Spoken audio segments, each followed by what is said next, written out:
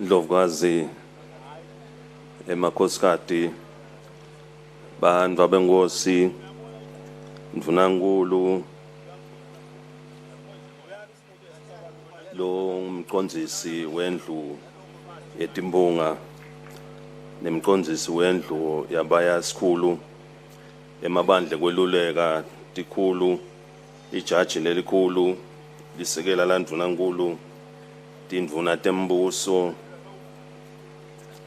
emalunga endlu yetimbonga emalunga endlu yabaya sikhulu labamele emave kuleli timenywa letibalulekile nanonke bekunene sindvusela kakhulu eParliament.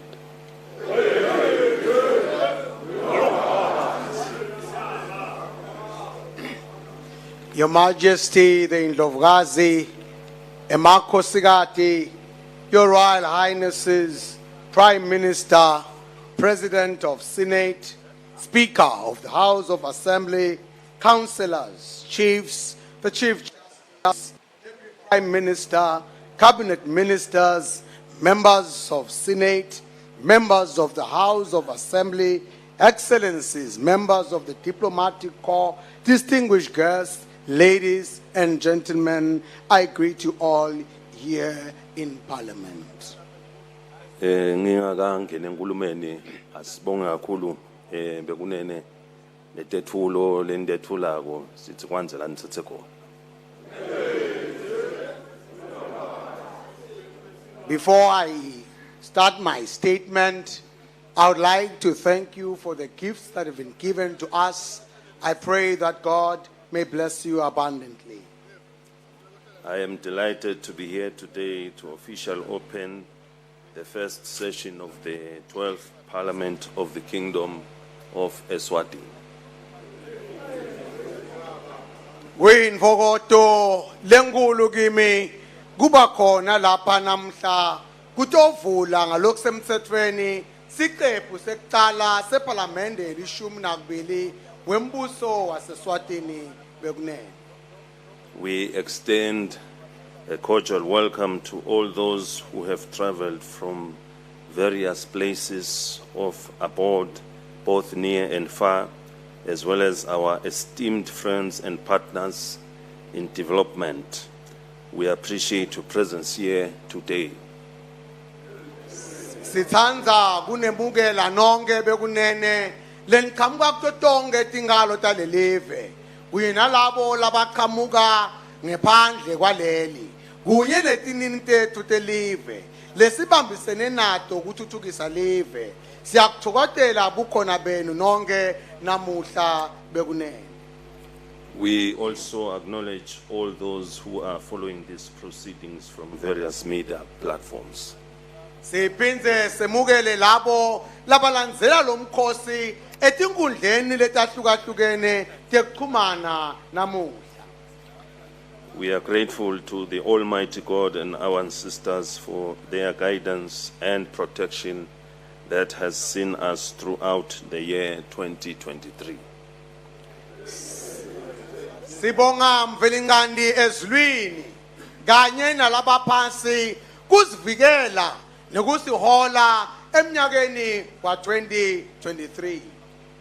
We have many reasons to celebrate the past year as it marked a significant double milestone of 55 years since our nation gained independence and the King's birthday. Bekunene tisabalele kakhulu tizatfu letisenta sujabulele umnyaka lophelile ngoba nguwo lo amemetela bukhona bemikhosi lemibili lebalekile elive lokuyiminyaka lengemashumi lasihlanu nakuhlanu live latfola inkululeko kanye nekuthi inkosi ihlanganise yona leyo minyaka yatalwa. We commend Mswati for the successful national event which was honored by other esteemed leaders from region and beyond. Siyawabonga eMswati Ngekwenda ukuthi lo mkhosi ube impumelelo. Wawuhlonishwe bukhona bebaholi besigodi kunye nalabo bangesheya. Of significance in the year was also the political landscape, as it was an election year. Mswati were able to boldly chart a way forward for the country during Sibaya. Lokunye lokugqamile kulomnyaka lophelile kube ngilethiphathelana nepolitiki kulelive ngoba bekungumnyaka welukhetho nekuthi eMswati atiphendlele wona indlela lafuna live lihambe libheke khona esibayeni bekunene. We applaud the nation for their outstanding participation and contributions to our cultural and religious events, which were a resounding success. Siyawabonga onke eMswati ngekuda ngebuningi bawo nekuthi imbandzakanya kule mikhosi emasiko nenkolo leyaba impumelelo lenkulu. The numbers were remarkable, and we encourage you to uphold and transmit this heritage for the benefit of our future generations. Leti nombolo betimangalisana ngebunyenti siyanekhutsata kutsi niqhubeke nekutusa niphindze nendlulisele embili lengcebo yethu kude kuzuze titukulwane letitako bekunene. The 2023 national elections were a watershed moment in the Kingdom of Eswatini's history, with over 90% of eligible voters registering and an overwhelming turnout that voted. Lukhetho lwelive lwa 2023 kwaba sikhathi sekucacisa tintfo emlandweni welive leMswati lapho khona labangamashumi layimfica ekhulwini babhalisela kuyawuvota nase kukhethwa emakhaya kwasala kukhala libhungane sive siye kuyovota. Under the motto of Ngete Ngasala Nasaka Live, Mswati responded to the call to vote as part of their contribution to national service. Sive besifuqwa siqubulele sithi I cannot remain behind when building our nation.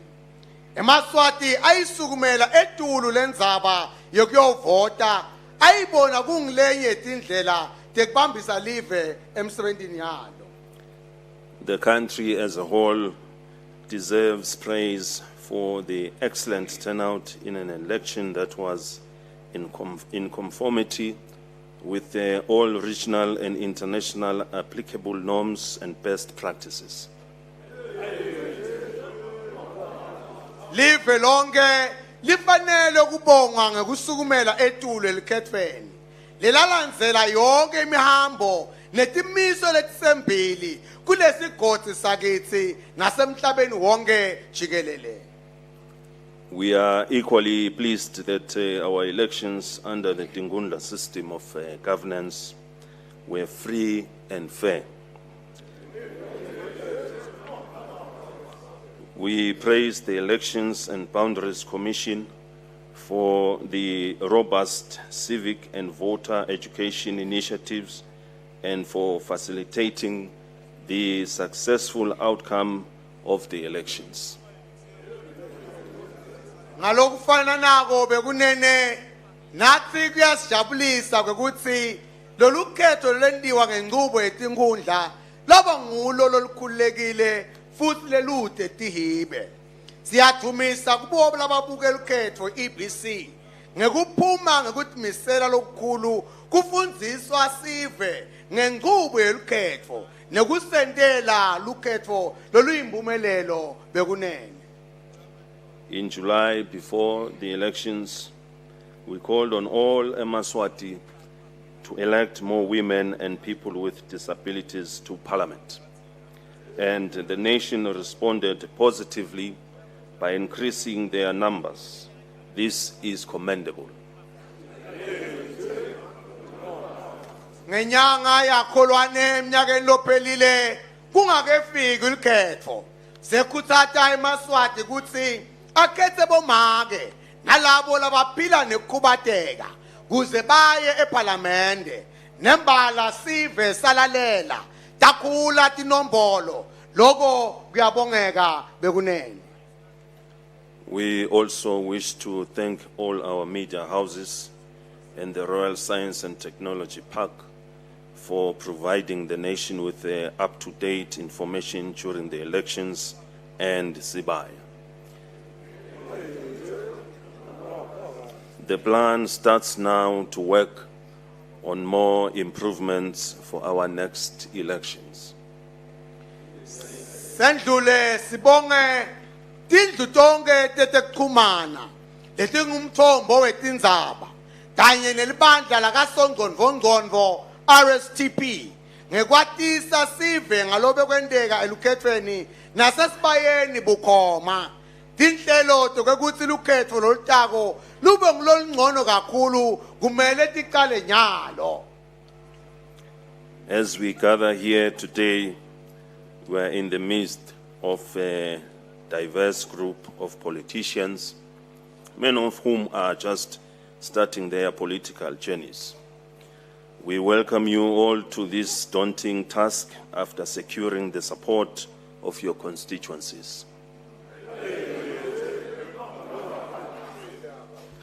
Njengaloku sibuthene kanjena namuhla sisemkhathini wabosopolitiki labahlukahlukene labaningi bayaqala kungenela lo hambo lwetepolitiki siyanemukela bekunene kulomsebenzi lomatima nakangaka leluthole ngekusekelwa imimango yenu. We wish you success in fulfilling this significant national role, which entails enacting laws and providing oversight to drive our national development agenda. Silifisela impumelelo yekuwenda kahle lo msebenzi lelinikwe wona lofaka ekhatsi kushaya imithetho neliso lekubhasobha kude live lifeze imigomo yalo yentuthuko. We also recognize the remarkable achievements of those who came before you. Their efforts have positioned the country favorable for a strong 2024 economic start. Siyanaka siphinze sidumise ligalelo lalabo labanendvulele umfutho labawufakile ubeke live esimele esincomekako nalesivumako kuthi singaba nemnotho losimeme nga-2024. You are urged to establish a collaborative partnership with the other branches of government and enhance service delivery to the nation with the highest level of efficiency and speed. Niyakhuthazwa ukuthi nisimamise lubambiswano loluyinhlanganisela naleminye imikhono yahulumende futhi nende kube lula kufika kwelusito esiveni lufikise kwelunyasi. As new members of parliament, it is crucial to demonstrate unquestionable integrity, credibility, trustworthiness, respect, and a firm dedication to a national unity at all times.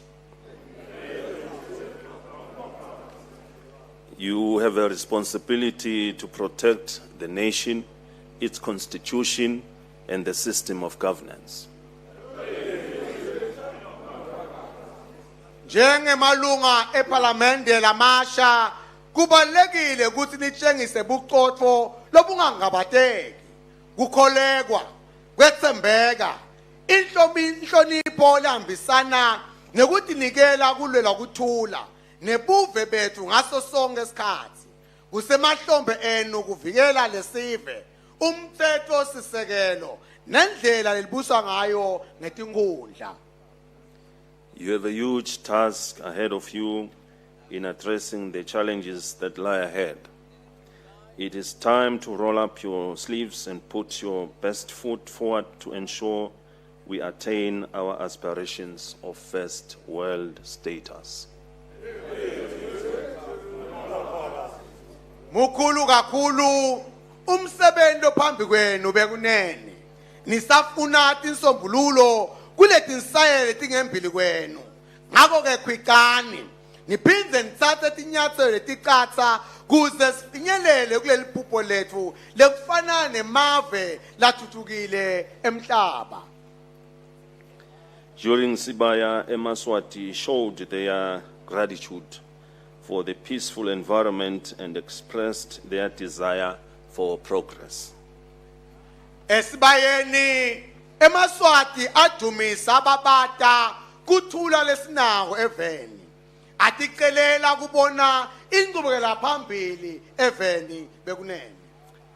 A takeaway from the submissions was the agenda they set for government, and it is important for Parliament to follow through on this task. Lokukhulu lokumele nikuthathe kuletethulo tesive sibayeni ngulomkhombandlela labekelwa wona uhulumende. Kubalekile ke kuthi iParliamente ulanzelele lo msebenzi. The primary focus was to address the pressing issue of unemployment, which is also witnessed around the world. This challenge has been exacerbated by the far-reaching impacts of the COVID-19 pandemic. Indzawo lenkulu kwaba ngiyo yokweselakala kwemisebenzi eveni lehlasele emhlaba wonke. Lelinyeva leli lakujekeliswe ekhatsi yimitselela yamahazane. It is vital for members of Parliament to address these issues and come up with well-established strategies to achieve good economic growth for the country. Bekunene kubalekile kuthi emalungu eParliamente atikhulumise letindzaba leti aphume nemakhambi abomkantsi bovu kude live lithuthukile kakhulu kude emnotho bekunene. There are several encouraging signs on the economic front that offer hope for the upcoming year. The Eswatini economy demonstrated strong resilience, experiencing a significant growth of 4.8% in 2023, following a period of slow growth at 0.5% in 2022. Tithe kubalthandana tingomba letikutsatanako etigabeni tetemnotfo letibuyisa lithemba kulomnyaka wa 2024. Umnotho welive ubonakala ungilotawuqina usimame. Ubonakale ukhula ngalokujabulisako ku 4.8% nga 2023. Lebe kulandzela kukhula ngalokunyonyobako kwengcenye ekhulwini nga 2022.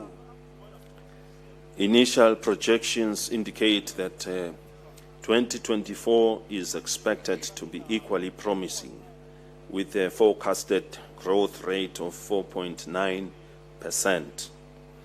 The country has also experienced a decrease in the fiscal deficit from about 4.5% in 2021-2022 to 1.6% of GDP in 2023-24. Timbengu temnotfo tikhomba kwekuthi umnyaka wa 2024 ubheke ukuthi wende ngcono ngalokungaba kune nengcenye leyimfika ekhulwini.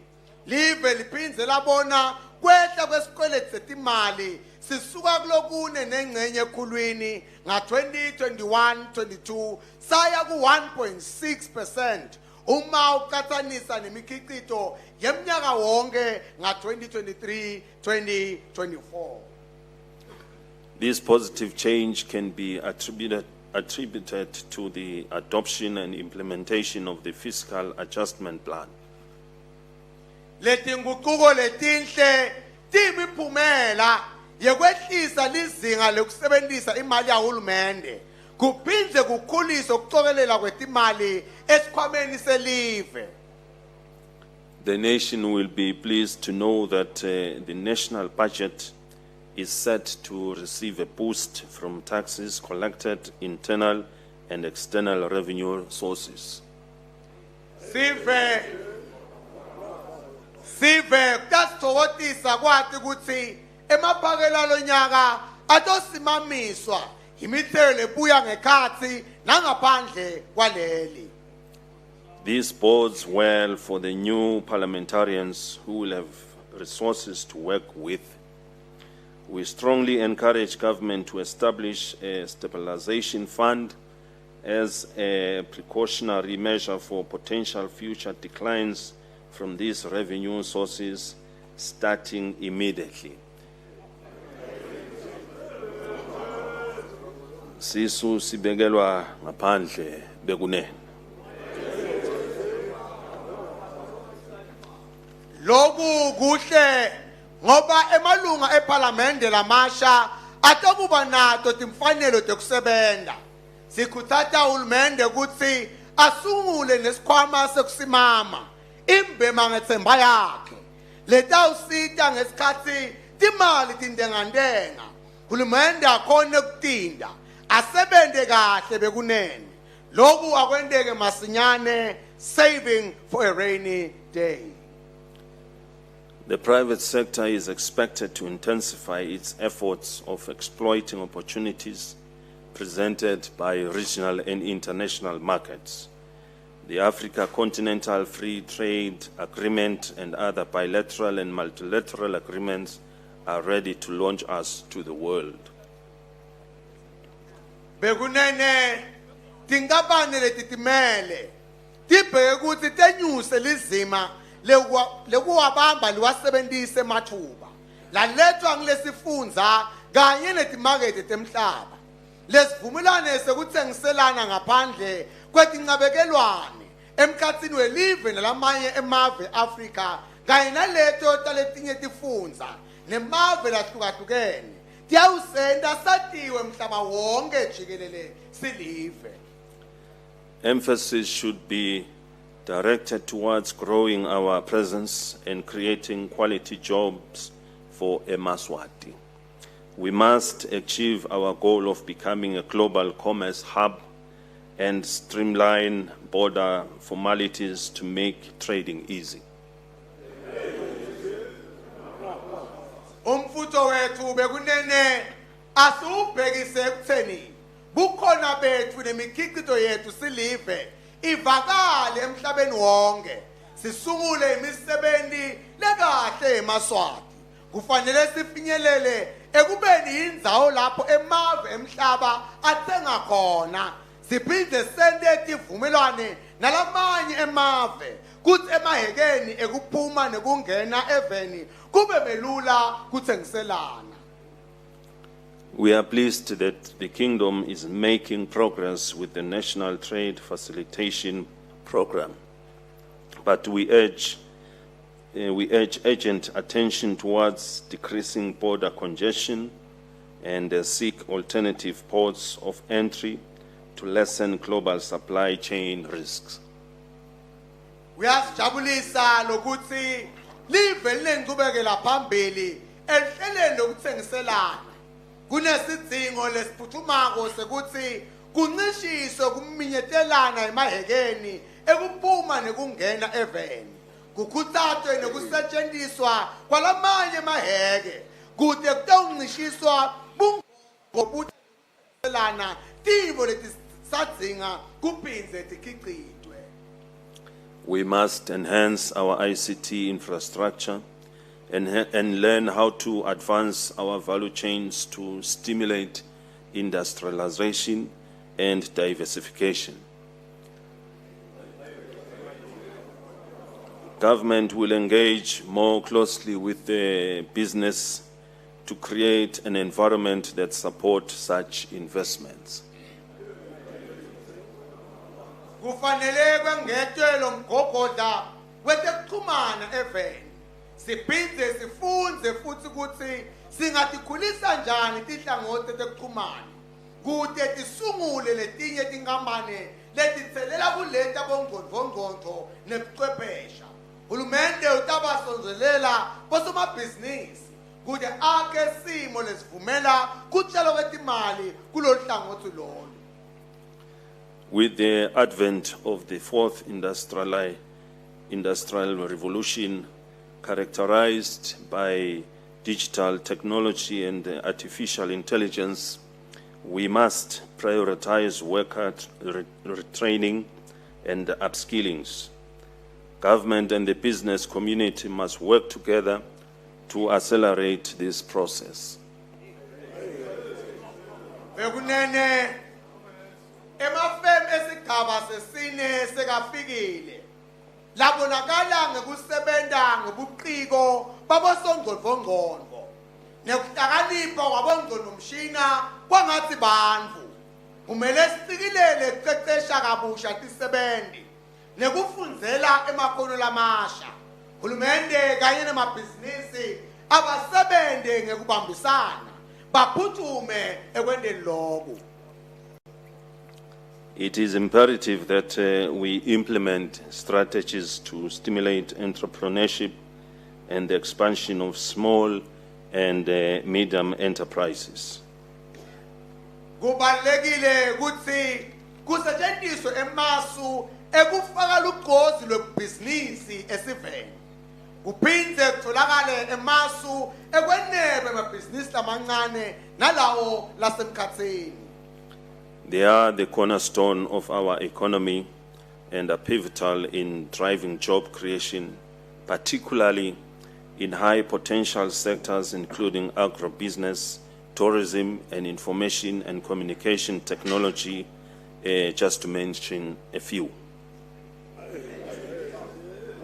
Lama bhizinisi angumgogodla wemnotho wethu aphinde adlala inzima lenkulu ekudaleni emathuba emsebenzi ikakhulukazi etinhlangothini letinemandla lamanyenti ekufukula umnotho lekufaka ekhatsi emabhizinisi lasebentisa tekulima tekuvakasha kanye netebuchwephesha kuletimbalwa njeke.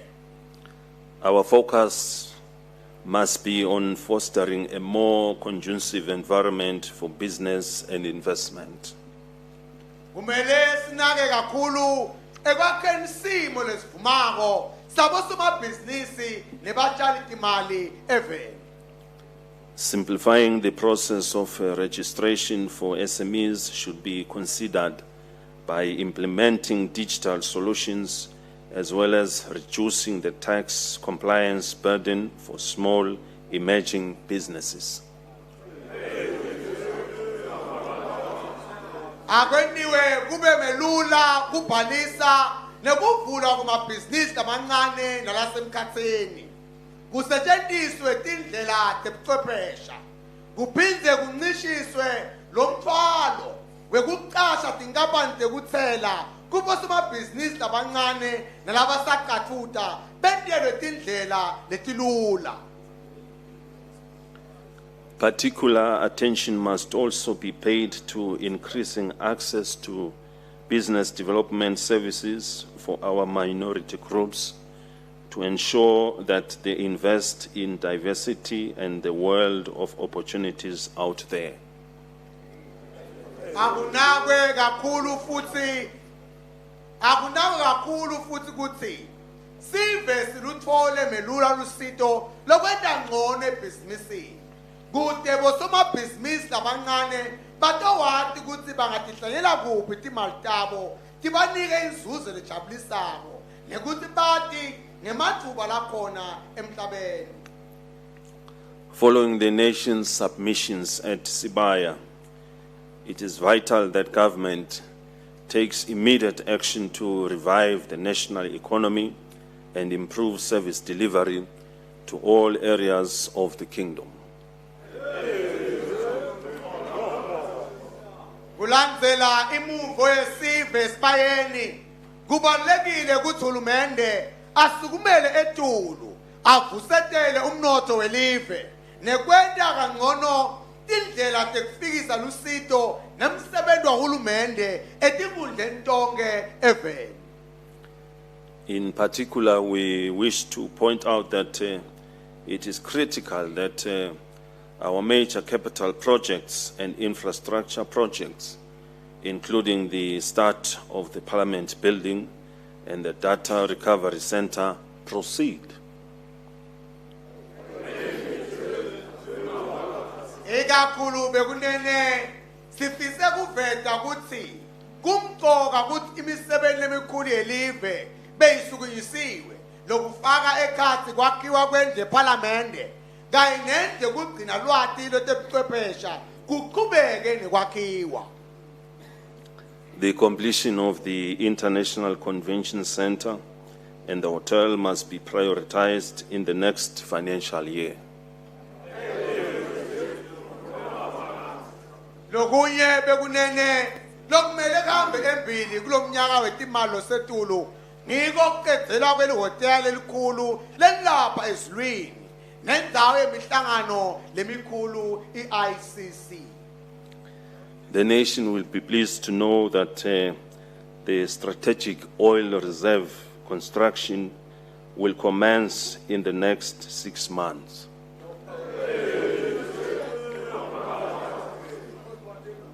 This will fulfill our fuel sufficiency objectives.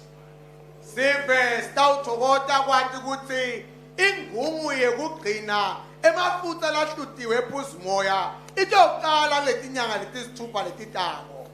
Lokhu kutawusita libe na gasolina loyenele eveni. Government should also implement a comprehensive national infrastructure program to upgrade our roads, power supply, offices, water, and housing. Hulumende kumele abonakale alusebenzele impela lohlelo lokuthuthukisa imisebenzi emikhulu netakhiwo eveni. Lefaka ekhathi kulungisa imigwaqo, telubane noma gesi, temanti, tindlu tekuhlala kanye netakhiwo temahhovisi ahulumende.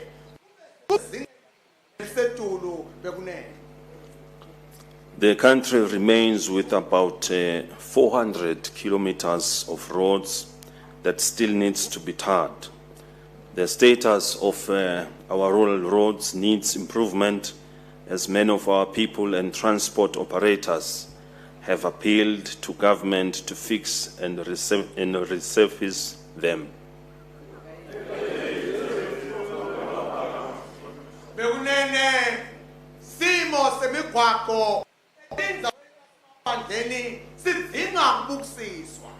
Hulumende sewutivile tikalo letinyende siveni. Fake ekhathi baniyo betimotolo tekuthutha sive tekwekutsi lemigwaqo leyende emakhulwini lamane emakilomita idinga kutiyelwa.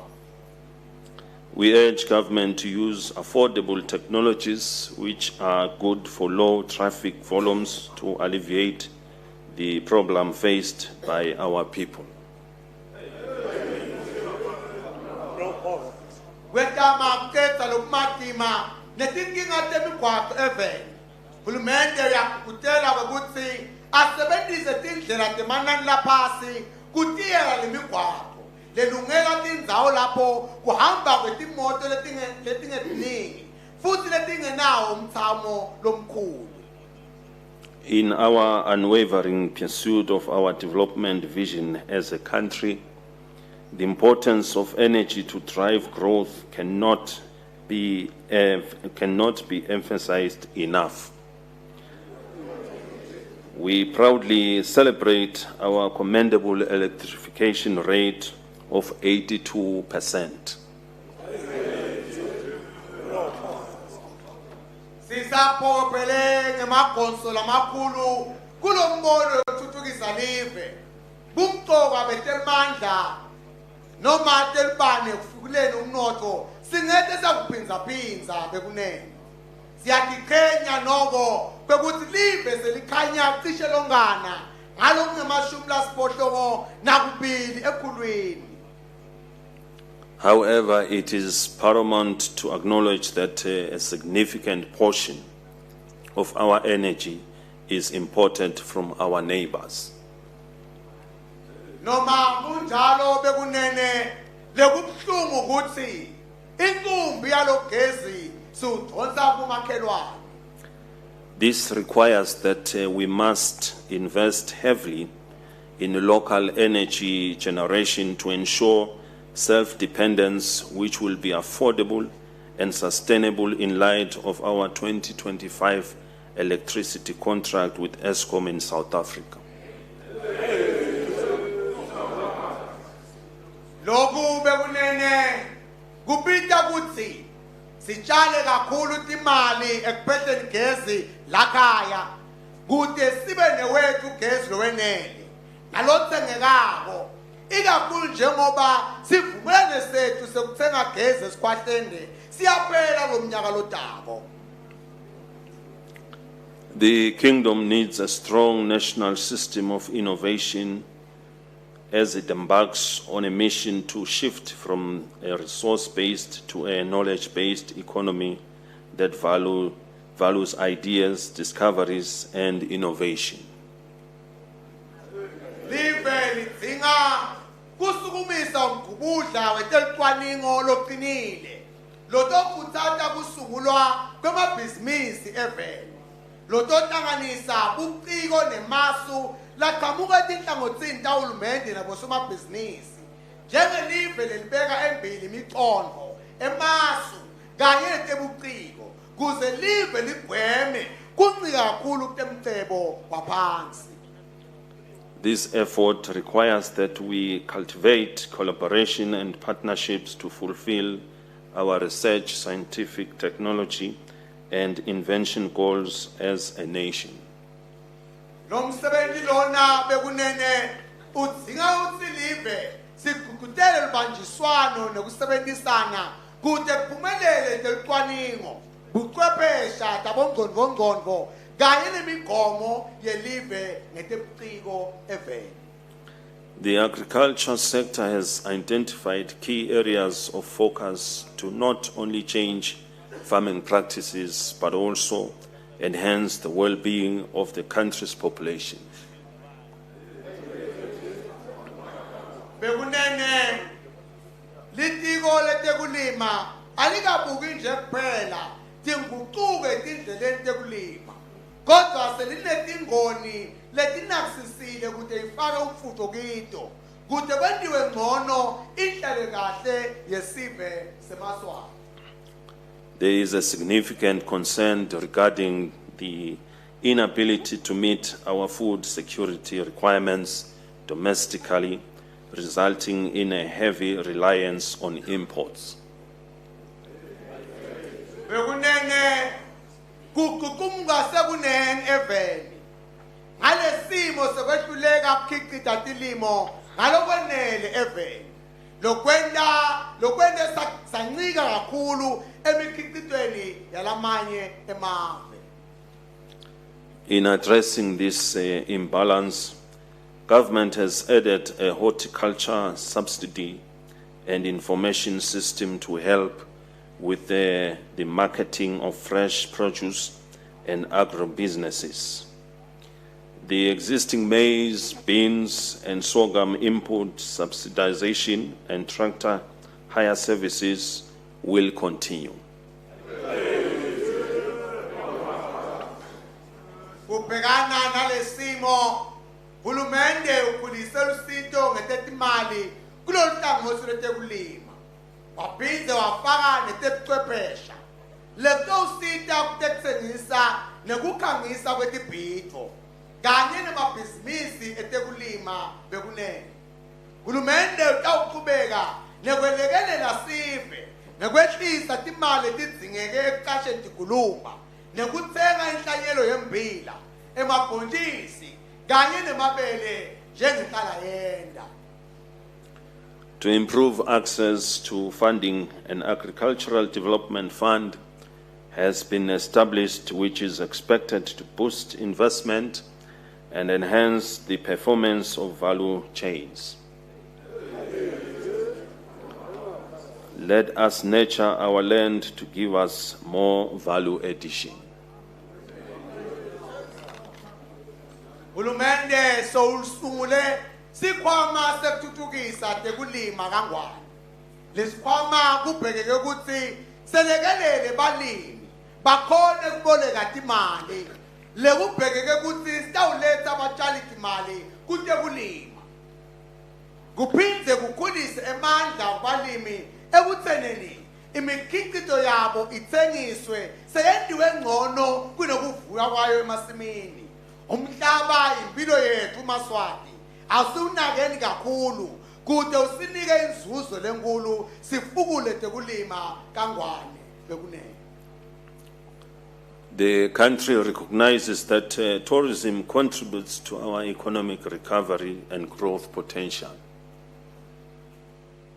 Bekunene silive siyalinaka ligalelo lelifaka tekuvakasha eveni. Ikakhulu ekuvuseni umnotho nelukusasa lelihle lekukhula kwalo lohlangothi. Therefore, government is engaging with their stakeholders in order to fulfill, appreciate their contributions to the tourist value chain from tour operators to frontline workers. Kungaleso sizathu hulumende akhulumisana labatsinzekako kwetama kuthola igalelo labo kuleti tekuvakasha kusukela kubekuxhumanisi kutekuvakashelana kuyofika kubo bonke labemukela basebene tivakashi tethu eveni. Great effort is needed to increase visitor numbers and tourism spend, as well as promoting the countries as a destination of choice. We need geographic spread of sites to attract all types of travelers. Silive sidinga kufaka imandla ekwendeni isiqiniseko sekukhulisa linani letivakashi kanye netimali tishiwa tivakashi eveni. Sibuye sifake umfutho wekukhangisa live kwekuthi lihambe embili ekubeni yindzawo lethandwa tivakashi. Kumele kuvulwe tindzawo tekukhanga tivakashi etindzaweni nekwehlukahlukana kwato eveni kude sekhange lonke lihlobo lwetivakashi. The industry is encouraged to offer visitors a rural experience in Eswatini.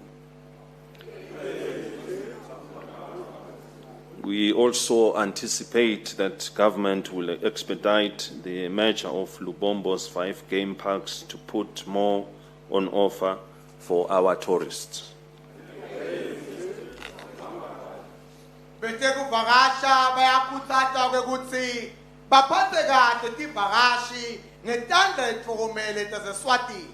Siyethemba na hulumende utawushabutela ahlanganise letindzawo letisihlanu tasendle elibonjeni kude sengete emanumbela lathandwa tivakashi.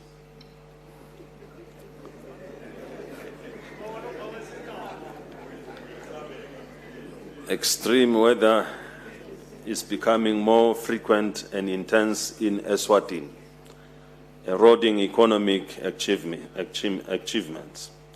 Last year and recently, mild cyclones, hailstorms, and windstorms destroyed infrastructure, crops, and animals across the kingdom.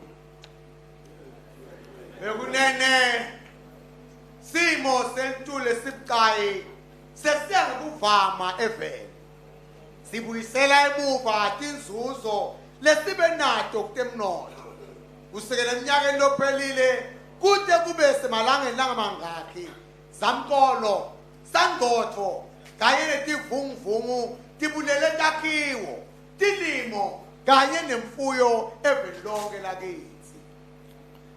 These occasional and severe climate-induced disasters have forced the country to quickly construct the Disaster Management Fund to improve preparedness and response. Letehlakalo leti bekunene tiphoqekelele live kwekuthi ligcine lisukumisa sibiza sikhwama setehlakalo lesitosita kusheshe kusukunywe kuyelekelela sive lesitsinzekile bekunene. Government is committed to strengthening early warning services, catastrophe risk reduction and management to mitigate the extreme weather and climate change effects. Hulumende usemgomeni wekwenta kutsi sive sisheshe sixwayiseke ngesimo sentulo esimatima singakefiki nekwentama kunciphisa inhlekelele yetehlakalo nekuthi singayibuyisa njani phasi imitselela yetinguquko letimbi telitulu. Let us build on our efforts to address this phenomenon, which has earned us the best urban development initiative of the year for strengthening of urban resilience in Eswatini. Bekunene asakhaleli khona lapho Mswati njengoba sithole indondo yokuthi sibe neluhlelo luhamba embili ekubeni nemadolobha lakhona ukumelana netehlakalo Eswatini. The kingdom's national goal is for every Liswati to have access to quality health care as and when they need it without financial or service difficulty. This is in line with the people's call at Sibaya to improve service delivery. Bekunene sifiso selive kuthi lonke liswati libe nokufinyelela kutempilo esezingeni noma nini ngaphandle kwemiqabo yetimali noma bulukuni bekuthola lusito emtholampilo. Lokhu kulandzelela imibono yesive esibayeni lapho sathi lusito emtholampilo aleniwe ngcono. The country wants a people who are healthy, productive, and have a high life expectancy. As a Mswati, we are proud that our kingdom was among the first to meet the UNAIDS 2025 target of 95. Live lidzinga sive lesipilile lesikhicitako nalesinempilo lenze singeMswati siyatiqhenya kutsi kulomgomo wokunqoba umbulalo wabeka ngumhlabuhlangene nga-2025 195 95 95 live leMswati laphuma embili kulawo laba ekuqala ekufinyeleleni kuletinombolo letibhekekile bekunene. We also contained COVID-19 and had a 2% death rate, thanks to all awareness drives which excluded the disease from the top 10 causes of morbidity. Siphindza khona kunqoba legciwane lemkhuhlane lomkhulu lowatiwa ngamahazana. Kwathi labo lesibahlaselayo sabehlula babe kulokubili ekhulwini. Sibonga yonke imetamo yekwatisa sive ngalesifo. Lesekwende saphuma lesifo kulete tilishumi letsetulu lekungtona titizathu tekulahleka kuphefumula eminyenti eveni bekunene. To all our esteemed stakeholders, including our dedicated government officials, civil society, private sector, and valued development partners. Kubo bonke labamqoka labatsindzekako labafaka ekhatsi tisebenti letikhandla kakhulu tahulumende tinhlangano tesive tinkampani netinini telive. We express our gratitude for the remarkable progress in Eswatini's health sector.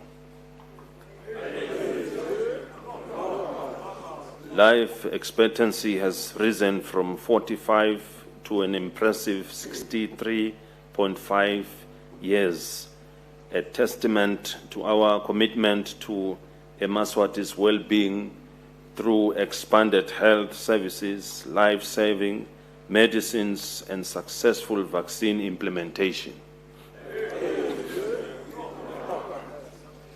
Sithanda kubonga umsebenzi loncomekako lesewenziwe litiko letempilo. Iminyaka yokuphila lebhekekile seyikhulile. Isuka eminyakeni engama-45 yaya eminyakeni engama-63 nengcenye. Lobu bufakazi bekudinikela ekubukeni inhlalakahle eMswati nekwenta isiqiniseko sekuthuthukisa tempilo velonke kutholakala kwemithi lesinzisa imphefumulo nekwenta isiqiniseko ukuthi wonke uyawuthola umjovo wekuvikela eveni. While celebrating declining HIV/AIDS infections and deaths, we must reduce new infections so that Eswatini can remain on course for yet another milestone, that of ending AIDS as a public health threat by 2030. Sisajabulela kwehla kwelizinga lekuthelelana umbulalave nekuncipha kwetinombolo kwalabashonako. Asiqikelele ukuthi lizinga lekuthelelana lomashayabhuqe nalo liyehla kude live leSwatini liphindze lokhu lelidume ngako siphinde sebekuqala kunqotshwe leligciwane ngemnyaka wa-2030. Our ultimate goal is to strengthen our health sector and provide local specialized medical care. Lokufanele kufezeke kuqinisa tempilo tibe sezingeni lelifanele siphinde selaphe sonke sifo lesixakile khona lapha ekhaya. We urge government to expedite the commencement of the process of mobilizing resources for the construction of the referral hospital as promised by the Friends of the Kingdom. Hulumende kumele asubathe aqaletele tindlela tekuhlanganisa bosungulwane bekwakha isibhedlela sethu lesisha sekwedlulisela tigulane lesethengiswa sona tinini telive bekunene. This should be done in the next financial year. No Liswati should die from lack of proper health services.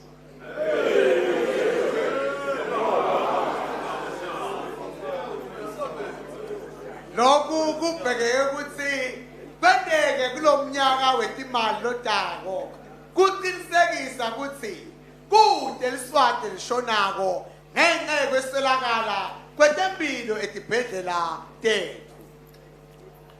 Healthcare needs the support of housing welfare of our people, and the country needs to invest in reviving the urban and rural housing schemes for the benefit of our needy people. This will complement the ongoing development of our towns across the country.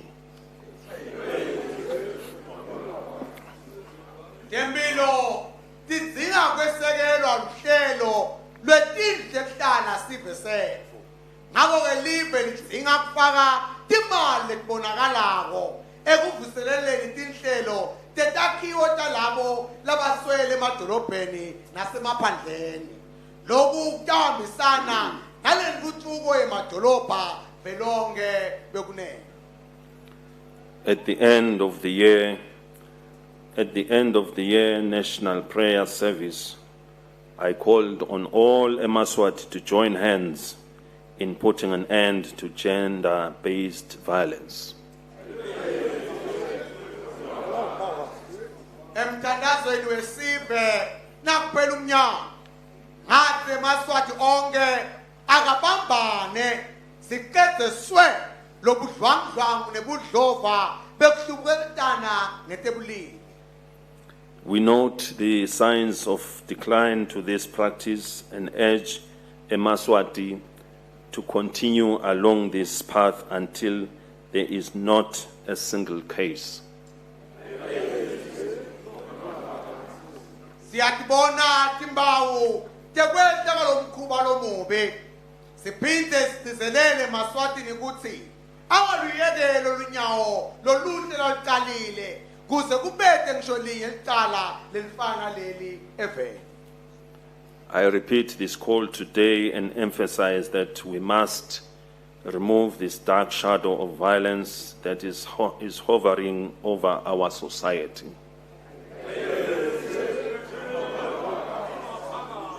Bekunene nanamuhla ngiyaphinza bekuthi sisive asilisuse lelifu lelimnyama lolidlame lolidizele etukethu kuhle kwemanqe.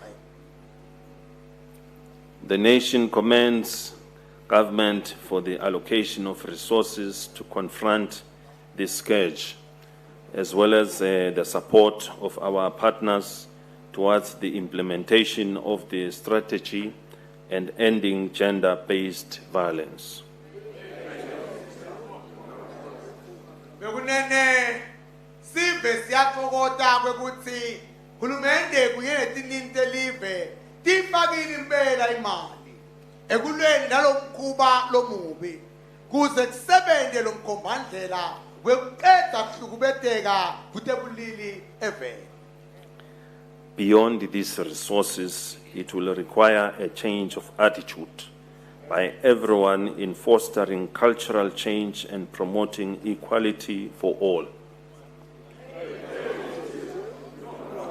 Ngetulu kwaletimali letifakiwe bekunene kutawupita kushintsha kwendlela lesifuka ngayo tintfo kute semukele tinguquke kutiphatseni kwethu siphindze sikubeke embili kuphathana ngekufana wente kulomunye njengaloku nawe ungatsandza kwendiwe kuwe bekunene.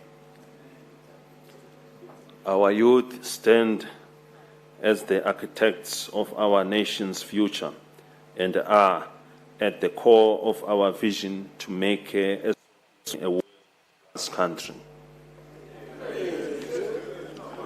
Bekunene insha yethu ngibona labasidwebela sithombe lesihle selikusasa lethu silive futhi ngibona kanye labaphethe sikhiya sekusivulela umnyango wokungena kulombono welive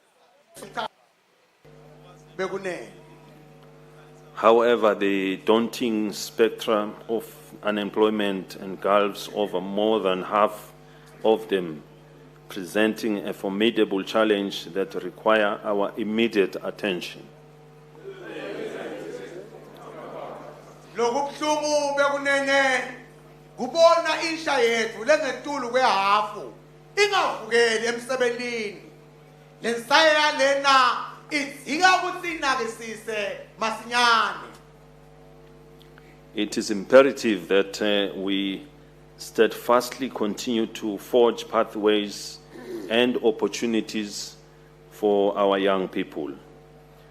Eswatini has spearheaded numerous initiatives such as the Youth Fund, Rural Development Fund, and small-scale and export guarantee schemes. Kumele siqhubeke nekubhula tindlela letisha nemathuba ebantfu labasha eveni.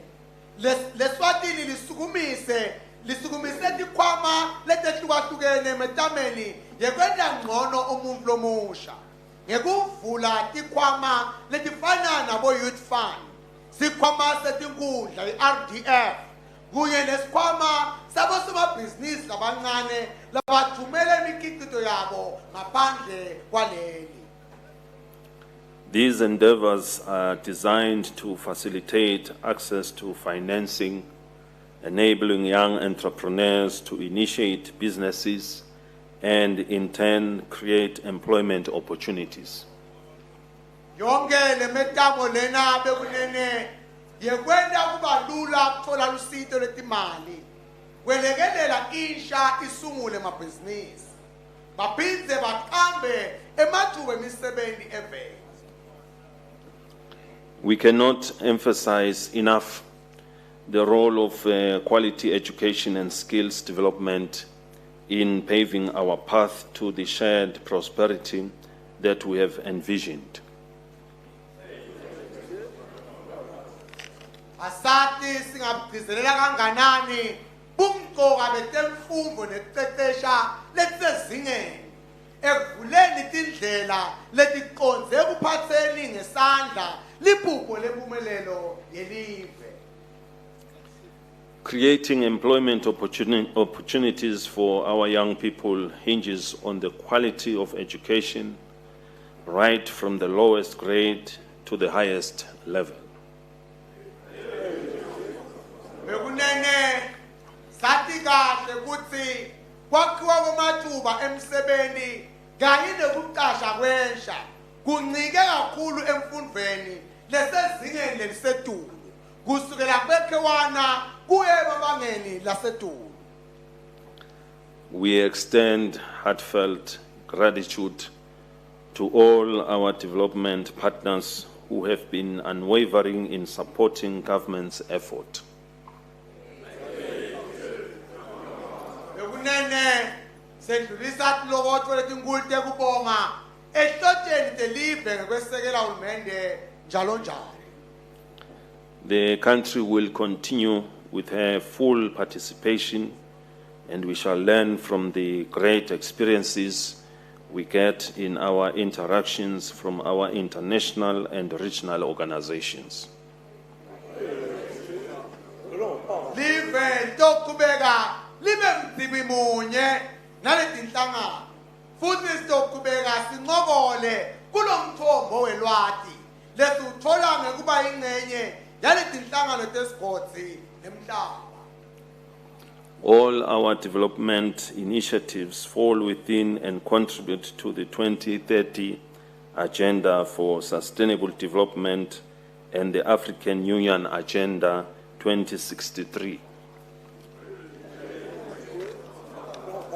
Bekunene imigomo netenhlelo tetentuthuko tingcenye tiphinde tselele kulomgomo lomkhulukati wemhlaba wentuthuko lekonsako wa 2030 kanye nomgomo wa 2063 wolubumbano lelivekati leAfrika. In line with the AU agenda, we have repeatedly called for the silencing of guns so that we can pursue development for our countries. Simunye nemgomo waka AU ingako singakayiyekeli indaba yokumemetela kuthuliso kwetibhamu kude sitawukhona kubabela emomeni wetekuthuthukisa emave ethu. We wish to applaud the African Union for declaring 2024 the year of education, and Eswatini will remain focused on transforming our education system for the benefit of our children. Bekunene sidumisa siqedzi enhlanganweni yelibumbano lemave ase-Afrika ngekuqoka umnyaka wa 2024 njengomnyaka wekunaka temfundo. Kungako nelive leSwatini libukene ngqo neluhlelo lokuguqula sente kabusha temfundo eveni ngendlela itawusita bantwana bemaswati. In reflecting on our journey to meeting the Sustainable Development Goals, we take pride in the strides made in sectors such as health and education, but to mention a few. Nasibuka emuva kulolu hambo lwethu ngekwetama kufinyelela emgomeni wakamhlaba wentuthuko lekonsako sidiva sitegqabho kakhulu ngeligalelo lesilibonile silive ikakhulukati enhlangothini lwetempilo letemfundo kuletimbalwa. We also acknowledge the persistent challenges in areas like poverty, food security, and employment, some of which have been impacted by the multiple crises faced across the globe in recent times. Zesanaka letinginamba letingalibobinani liphongo letifaka ekhathi tebumofu tekubate kudla lokwenele eveni kanye nekuswelakala kwemisebenzi lokunengi lokubangwe tinkinga letikhungete umhlaba wonke kuletinsuku bekunene. Our goal towards the SDGs and Agenda 2063 is a collective responsibility. Let us reaffirm our commitment to this ambitious plan and work tirelessly towards a more sustainable, equitable, just, and prosperous nation. Bekunene loluhambo loluphathelene nemigomo ya 2063 kanye nemigomo etentuthuke lekhonsako kungumthwalo wawonke-wonke. Ngakho-ke asitimbanza kanye sonke ngalokuphelele kulomsebenzi kude sitawuphumelela kwakha sive lesikhonsako lesinebulungiswa lesingakhethi bala kanye nesive lesinenqubekela phambili. Corruption stands in the way of progress in our nation's plans, programs, and projects for development. Bekunene intuthuko yelive ibanjelele kakhulu inkohlakalo lokungiyona ima endleleni yayo yonke imiqondo tinhlelo netinhloso nemisebenzi emikhulu ejonge kuphumelelisa live. Mswati have made their voices heard at Sibaya, expressing frustration with the lack of tangible progress in addressing this issue.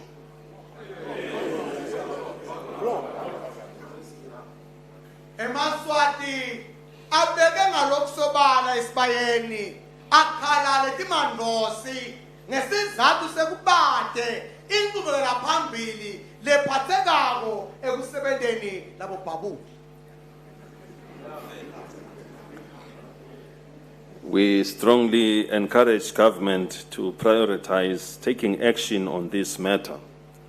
It is high time we witness judgments passed on individuals involved in corruption, holding them accountable for their actions.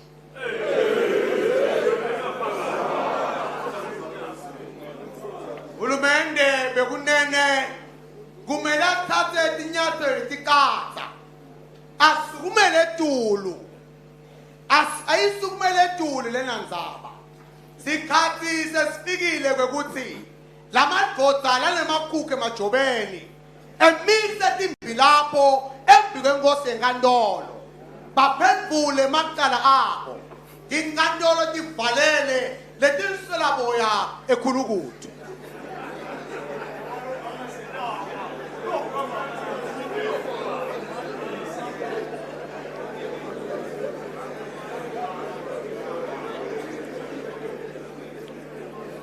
Law enforcement agencies and structures must work together in our quest for zero tolerance for corruption in Eswatini. Laba bungete mthetho eveni kumele bavuthe umlilo babete ngesi nakubalwa nenkohlakalo eveni bekunene. The year 2024 holds great potential, and we thank all Mswati for their support and promoting peace and stability that exist in the country. Bekunene lomnyaka wa 2024 ubukeka ungilowetsembisa kuba muhle. Sibonga kakhulu kade Mswati lasekele aphindze aqhuba embili kuthula nekusimama lesikubonako eveni. This will allow us to concentrate on achieving our national development objectives. Loku kutasivumela kwekuthi sinakisise kuphumelela kwemigomo yekuthuthukisa live bekunene. We shall realize prosperity if we all pull together with the new parliamentarians in their efforts to tackle the challenges ahead and pave the way for a prosperous future for generations to come. Siyawubona impumelelo lenkulu uma sitobambana nalamalunga eParliament lamasha emetameni yawo yokusumbulula tinsele sibhekene nato silive siphinde sibhule indlela yelukusasa lekuthakatile sendele titukulwane letitabo. Instead of fixating on the bickering that hinder our progress, let us direct our attention and energies towards discovering sustainable solutions. Bekunene esikhundleni sekunaka tinkulumo letivimba incubekela phambili asifakeni emandla ethu sonke kuyo yonke imetamo lebhekiswe ekutheni kube nentuthuko lekhonsako eveni. This will fortify our economy, elevate our social well-being, provide job creation, improve healthcare, and reinforce other crucial sectors, thus paving the path for a brighter future for the nation. Lokhu kuyowenda umnotho wethu ube inqaba etinqabeni ubuye ufukule tenhlalakahle uvuleke emathuba emsebenzi sithuthukise tempilo sibuyise siqinise tonke tinhlangothi letimqoka kakhulu eveni kude sitawukhona kuphendla indlela yelukusasa lethakatile. It is crucial that we put respect on a pedestal in all our endeavors, as it is a characteristic that truly defines our identity as a Mswati. Bekunene inhlonipho lekungiyona lesathiwa ngayo singeMswati ngiyona kuphela liyawusenda siphumelele njalo ekufinyeleleni imigomeni yethu silive inganje uma siyahamba siyibeke embili. Let us spring to action and target at attaining above 5% economic growth, whilst tackling the pressing issues of poverty, unemployment, and service delivery. For government to address these key national challenges, askijime sitsingwe.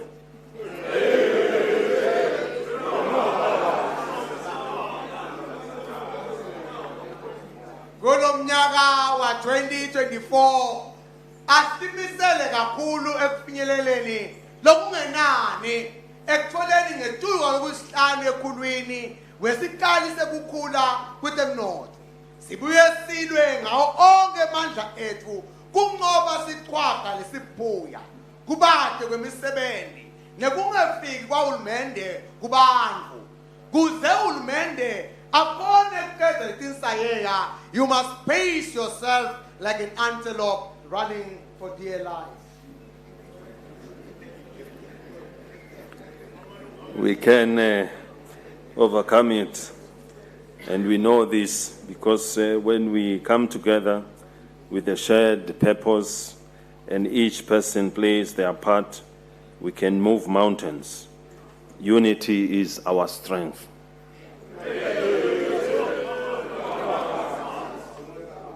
Kungoba singangoba bekunene futhi siyakwati lokho ngoba uma sihlangana simqondo munye kube nguloyo adlala indima yakhe kude indzaba lesingeke sayisunvuka bekunene kubambana kungemandla ethu.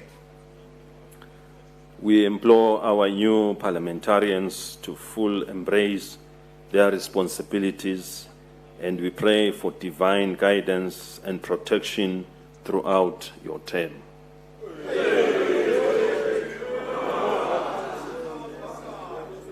Sekuthata emalunga ethu eParliamente lamasha kuthi ake mbatse leli jazi lanikwe lona ngesizotha sicela mvelingqandi anihole aphinda nivikele kule minyaka lesihlanu letabo. It is now my singular honor to declare the first session of the 12th Parliament officially open.